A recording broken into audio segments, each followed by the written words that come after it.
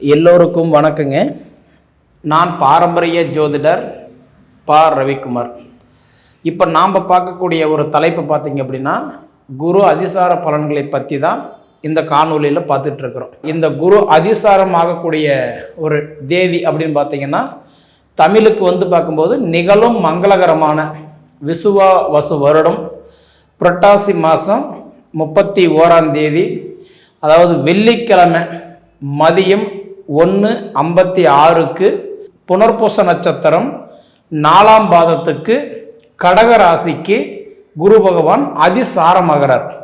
கிட்டத்தட்ட ஒரு 26 நாள் குரு பகவான் அதிசாரம் வாங்கி கடக ராசியில் அதுவும் குறிப்பாக உச்சம் அடைஞ்சு உக்காடுறார். அப்போ அதாவதுன்றது பார்க்கும்போது 2025 அக்டோபர் மாதம் 17ஆம் தேதி முதல், அதே 2025 வருடத்தில் நவம்பர் மாதம் 11ஆம் தேதி வரை. அப்போ இந்த குரு பகவான் அப்படின்னு எடுத்துக்கிட்டோம் அப்படின்னா, நவகிரகத்திலேயே சுபகிரகம் கொண்டவர் யாருன்னா இந்த குரு பகவான் தான். நிறைய அந்த குருவுக்கு பேர் உண்டு. அதாவது குரு கொடுப்பார் எவர் தடுப்பார், குரு பார்த்தா கோடி நன்மை. அப்போ இந்த குரு பகவான் மேக்சிமம் பார்த்தீங்க அப்படின்னா, இன்னைக்கு ஒரு திருமணம் ஆகாதவங்களுக்கு, குழந்தை பாக்கியம் இல்லாதவங்களுக்கு, தொழில் சரியான முறையில் இல்லாதவங்களுக்கு, படிப்பு எதிர்பார்க்குறவங்களுக்கு, படிச்சுட்டு நல்ல வேலை எதிர்பார்க்குறவங்களுக்கு, அரசியல், கலைத்துறை, சினிமாத்துறை, வெளிநாடு, இந்த மாதிரி எதை தொட்டாலுமே நம்ம கேட்குற கேள்வி ஒன்று தான், சாமி எனக்கு குரு பார்வை நல்லா இருக்கா, கொஞ்சம் பார்த்து சொல்லுங்க அப்படின்னு நம்ம கேட்போம். காரணம் என்னன்னா, ஒரு பொதுவாகவே எடுத்துக்கிட்டிங்க அப்படின்னா, குரு தான் ஒரு மனிதனுக்கு முக்கிய ஒரு ஆணி வேறுன்னு நம்ம சொல்லலாம். அந்த குரு பகவான் தான் இப்போ அதிசாரமாகிறார். அதிசாரம் அப்படின்னா அதாவது முன்னாடி போகிறது, வக்ரம் அப்படின்றது பின்னாடி ரிபேஸில் வர்றது, அதிசாரம்ன்றது நம்ம இருக்கிற இடத்துல இருந்து முன்னாடி போகிறது, ஒரு குறுகிய நாள். அதுதான் இந்த குரு அதிசாரம். அப்படி ஆகக்கூடிய இந்த காலகட்டத்தில் இன்னைக்கு 12 ராசிக்காரர்களுக்குமே எவ்வாறு இருக்க போகுது அப்படின்றத பற்றி தான் நம்ம இந்த காணொலியில் கொஞ்சம் நம்ம ஆதாரபூர்வமாக இப்போ பார்த்துக்கிட்டு இருக்கிறோங்க. கும்பராசி யாருடைய ராசி அப்படி பார்த்தா சனி பகவானுடைய ராசி. நேர்மையான கிரகம் யாருன்னா சனி மட்டும்தான். அது முதல்ல நீங்கள் தெரிஞ்சுக்கோங்க.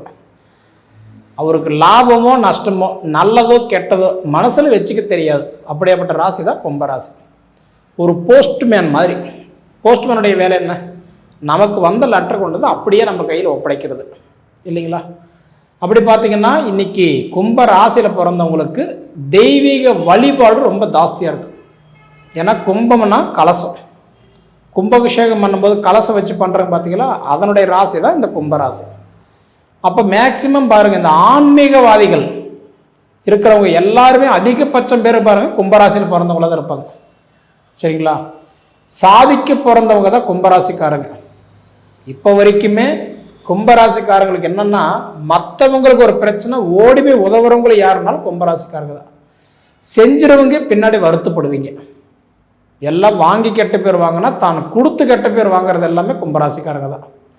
மற்றவங்களை நம்பி நீங்கள் கெட்டு போகிறீங்களே இல்லையா, 3 பேர் நம்பி கெட்டு போயிடுவீங்க. ஒன்று உங்கள் குடும்பத்தில் இருக்கிறவங்க நம்பி கெட்டு போயிடுவீங்க, 2வது உங்களை சுற்றி இருக்கிறவங்க நம்பி கெட்டு போயிடுவீங்க, 3வது உங்களோட நண்பர்கள் நம்பி கெட்டு போயிடுவீங்க. ஏன்னா இது வரைக்கும் பால் வெல்ல பால்டர் வெல்ல, பால் குடிச்சிடலாம், பால்டர் குடிக்க முடியாது இல்லையா? கும்பராசிக்காரங்களோட நிலைமை கிணத்துல போட்ட கல் மாதிரி.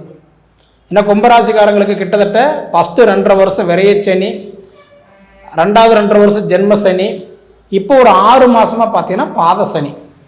யார் பார்த்தாலும் யூடியூப்பு, இன்ஸ்டாகிராம், ஃபேஸ்புக் எதில் போனாலும் கும்பராசிக்கு நல்லா இல்லை, கும்பராசிக்கு நல்லா இல்லை, கும்பராசிக்கு நல்லா இல்லை. அப்படிலாம் கிடையாதுங்க. கும்பராசிக்கு இப்போ ஒரு அற்புதமான ஒரு நேரம் தான் நடந்துகிட்டு இருக்குது. ஏன்னா கும்பராசிக்காரங்களுக்கு பார்த்தீங்க அப்படின்னா, இப்போ சனி பகவான் வக்கரத்துக்கு போயிட்டார். சனி வக்கரத்துக்கு போயிட்டாருன்னா இயல்பு நிலைக்கு மாறாக வேலை செய்கிறார். வக்கரம்னா என்ன? ரிபேஸில் வர்றது. அப்போ மீனத்திலிருந்து கும்பத்துக்கு வந்துட்டாருன்னு பார்த்தா கும்பத்துக்கு வரல. மீனராசியிலேயே வக்கரம் அடைஞ்சு மீனராசியிலே வக்கரம் நிவர்த்தி அடைகிறார். அப்படியாப்பட்ட குரு, அதாவது சனி பகவான் உங்களுக்கு இப்போ பாதிப்பு இருக்குதுன்னு கேட்டால், நவம்பர் 28 வரைக்கும் உங்களுக்கு எந்த பாதிப்பு சனினால இல்லை, நீங்கள் பயப்பட வேண்டாம். அப்போ நீங்கள் இப்போ படுற கஷ்டத்துக்கு சனி பகவான் காரணம் அல்ல. உங்கள் ராசிக்கு அதிபதி சனி பகவான் காரணம் அல்ல. சரியா? அப்படி இருக்கும்போது குரு பகவான் 2025 மே மாதம் 14ஆம் தேதி அன்னைக்கு ரிஷப ராசியிலிருந்து மிதுன ராசிக்கு குரு பகவான் போய் 9வது ராசியை உங்கள் ராசி தான் பார்த்துட்டு இருக்கிறார். 9ஆம் இடம் சொல்கிறது அதாவது பாக்கியஸ்தானம், தந்தையோட இடம், அதாவது பிதிருஸ்தானம்னு சொல்லுவாங்க. அப்படி பார்த்தீங்கன்னா இன்னைக்கு பூர்வீகம், சொத்து, சொந்த பந்தம், பாசம் இந்த மாதிரி இடத்துக்கெல்லாம் வந்து பார்த்தா பாக்கியஸ்தானம் தான். நினைச்ச அந்த இலக்கு அடையணும்னு நினைக்கிறவங்கெல்லாம் பார்த்தீங்க அப்படின்னா இன்னைக்கு அப்படியே கொஞ்சம் பின்தங்கி தான் நின்றுட்டு இருந்திருப்பீங்க. படித்த படிப்புக்கு உண்டான வேலை இல்லாமல், வேலைக்கு தகுந்த சம்பளம் இல்லாமல், குடும்பத்தை விட்டுட்டு வெளிநாடு வெளி மாநிலம் போய் ஆசைப்பட்டு போன வேலை கிடைக்காம கிடைச்ச வேலையை ஆசைப்பட்டு செய்துட்டு இருப்பீங்க. ஏன்னா கும்பராசிக்காரங்களுக்கு இப்போ பாதசனி நடக்கிறதுனால இன்னொரு 2 வருஷம் கஷ்டம் இருக்கிறது என்னமோ உண்மைதான். ஆனால் அப்படி இருக்கக்கூடிய காலகட்டத்தில் இப்போ சனி வக்கரத்தில் இருக்கிறதுனால அந்த பாதிப்பு இல்லை, நீங்கள் பயப்பட வேண்டாம். சரிங்களா? அப்படி இருக்கும்போது குரு பகவான் உங்கள் ராசி 9ஆம் இடமா இப்போ பார்க்கறதுனால இந்த டைம் வந்து உங்களுக்கு ஒரு நல்ல கேப்பு, இடம் வாங்கிக்கிறதுக்கு, வீடு கட்டுறதுக்கு, ஆல்ட்ரேஷன் பண்ணுறதுக்கு, புதுசாக தொழில் தொடங்கிறதுக்கு, வெளிநாடு போகிறதுக்கு, மேல் படிப்பு படிக்கிறதுக்கு, அது போக பார்த்தீங்க அப்படின்னா இன்றைக்கி இந்த காயின் பிஸ்னஸ் பண்ணுறதுக்கு, அது போக வந்து பார்த்தா இந்த ரியல் எஸ்டேட்டு, கமிஷன் தொழில், அதாவது ஒரு கட்டன்றது இந்த மாதிரி ஒரு மீடியட்டாக இருக்கிறவங்களுக்கெல்லாம் பார்த்தா இது ஒரு அருமையான ஒரு வாய்ப்பு. ஏன்னா இன்றைக்கி வந்து பார்த்தீங்க அப்படின்னா இந்த அதாவதுன்றது அக்டோபர் மாதம் 17 தேதி வரைக்குமே குரு வந்து உங்கள் ராசி தான் பார்க்குறாரு. இது ஒரு அற்புதமான ஒரு வாய்ப்பு. அதனால் 100% குரு பார்வைப்பட்ட கோடி நன்மைன்னு சொல்லுவாங்க. அக்டோபர் 15 வரைக்கும் உங்கள் நேரம் கண்டிப்பாக நல்லதாக இருக்குது, நீங்கள் பயப்பட வேண்டாம். அடுத்தது பார்த்தீங்க அப்படின்னா 5ஆம் இடத்துல இருக்கிற குரு பகவான் 6ஆம் இடத்துக்கு போகிறாரு. 6ஆம் இடம்னா அதாவது ருண ரோக சத்ரு குருவை போகிறார். ருண ரோக குருன்னு சொல்லுவாங்க. சரிங்களா? அப்போ அந்த குரு பகவான் உங்களுக்கு 6ஆம் இடத்துல போகும்போது அதாவது சின்ன சின்ன குழப்பங்கள் கொடுப்பாரு. அதாவது எப்படின்னா இன்னைக்கு நம்ம யாருக்கு உதவ போகிறோமோ அவங்களால தான் கொஞ்சம் கஷ்டங்கள் அனுபவிக்கிற மாதிரி, கொடுத்தது கேட்டால் அடுத்தது பகை மாதிரி, ஜாமீன் கழுத்து போட்டிருப்போம், அவன் கட்ட மாட்டான், நாம் கட்டுற மாதிரி. அப்படி இருக்கும்போது உங்களுடைய ராசிக்கு வந்து பார்க்கும்போது ருணரோக சத்ரு குருவோ வர்றதுனால நிச்சயமாக அடுத்தபடி பார்த்தீங்கன்னா உங்களுக்கு இந்த அதாவதுன்றது அக்டோபர் 17 நவம்பர் 11 வரைக்கும் பார்த்தீங்க அப்படின்னா உங்களுக்கு குரு பகவான் 6ஆம் இடத்துல போகக்கூடிய காலகட்டத்தில் இந்த இடம் மாறணும்னு நினைக்கிறவங்களுக்கெல்லாம் இப்போ ஒரு அருமையான ஒரு வாய்ப்பு.